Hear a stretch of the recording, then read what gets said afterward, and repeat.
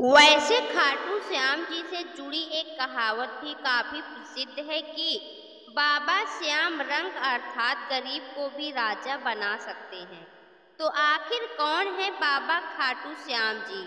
इन्हें क्यों भगवान का दर्जा दिया गया है? खाटू श्याम बाबा का असली नाम बारबरीक था, जो घटोत्कच के पुत्र थे। जी हाँ, वही घटोत्कच जो भीम और राजसी हिडिंबा के पुत्र थे। महाभारत में मिलने वाली कथा के अनुसार बारबरीक दुनिया के सर्वश्रेष्ठ धनुर्धर थे। कहा जाता है कि बारबरीक के लिए 3 बाण ही काफी थे, जिसके बल पर वो कौरवों या फिर पांडवों की पूरी सेना को समाप्त कर सकते थे।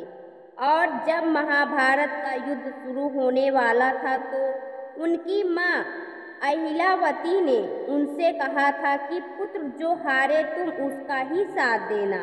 अपनी माँ की आज्ञा का पालन करते हुए भीम के पौत्र और घटोत्कच के पुत्र बारबरीक दोनों खेमों के मध्य बिंदु पर एक पीपल के वृक्ष के नीचे खड़े हो गए और उन्होंने एक घोषणा की कि वह उस पक्ष की तरफ से लड़ेंगे जो हार रहा होगा।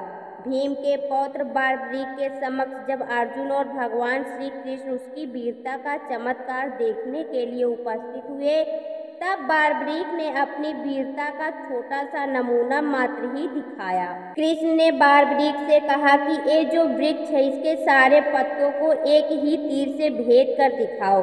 फिर क्या था, श्री कृष्ण की आज्ञा का पालन करते हुए बारबरीक ने तीर को वृक्ष की ओर छोड़ दिया। जब तीर एक एक कर सारे पत्तों को भेद रहा था तो एक पत्ता नीचे गिर गया, जिसे श्री कृष्ण ने अपने पैरों के नीचे छिपा दिया। थोड़ी देर बाद वृक्ष के सभी पत्तों को भेदने के बाद तीर भगवान श्री कृष्ण के पैरों के पास आकर रुक गया।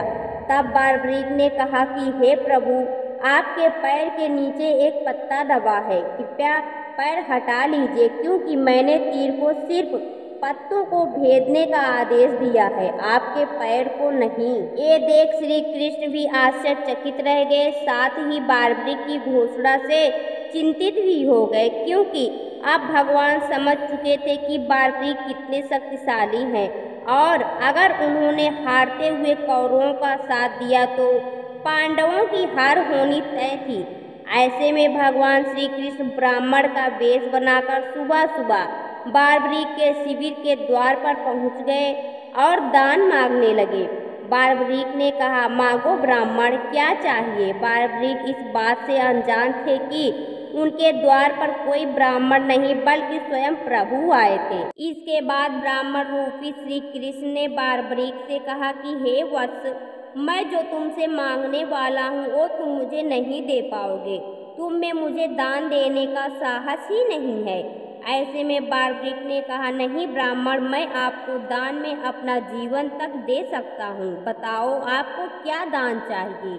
तो मित्रों, इस तरह बारबरीक भगवान श्री कृष्ण के बिछाए जाल में बुरी तरह से फंस गए, जिसके बाद श्री कृष्ण ने बारबरीक से उनका शीश मांग लिया। अब क्योंकि बारबरीक वचन दे चुके थे तो उन्होंने बिना कुछ सोचे ही ब्राह्मण को अपना शीश दान में देने का ऐलान कर दिया।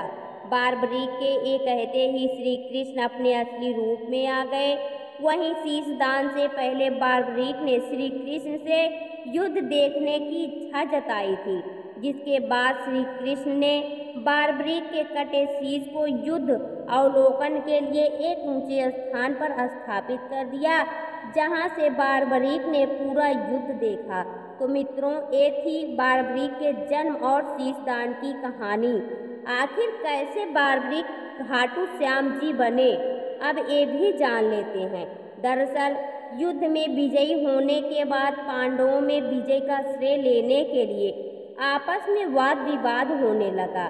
तब श्री कृष्ण ने कहा कि इसका निर्णय बारबरीक का शीश ही कर सकता है, क्योंकि एक वो ही है जिसने पूरा युद्ध देखा है। मित्रों, तब बारबरीक के शीश ने बताया कि युद्ध में सिर्फ और सिर्फ श्री कृष्ण का सुदर्शन चक्र ही चल रहा था, जिससे कटे हुए वृक्ष की तरह योद्धा रणभूमि में गिर रहे थे। वहीं दूसरी तरफ द्रौपदी महाकाली के रूप में रक्तपान कर रही थीं। बार्बरी की इन बातों से श्री कृष्ण बेहद प्रसन्न हुए और उन्होंने बार्बरी के कटे शीश को वरदान दिया कि कलयुग में तुम मेरे श्याम नाम से पूजे जाओगे।